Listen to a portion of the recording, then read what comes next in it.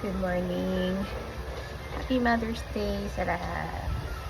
And medyo late na kami mag-start walk and run.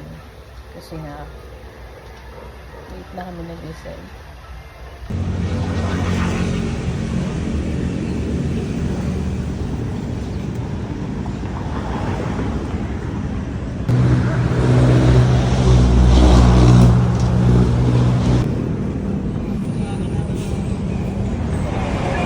May potential.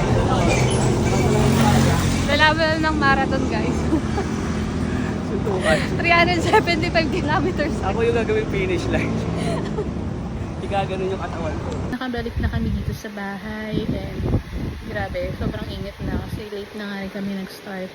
And happy 2 months sa aking paglalakad ng 10,000 steps a day. So I'm so happy nakaabot tayo ng 2 months, no? And ayun lang, happy Mother's Day po sa lahat. Bye.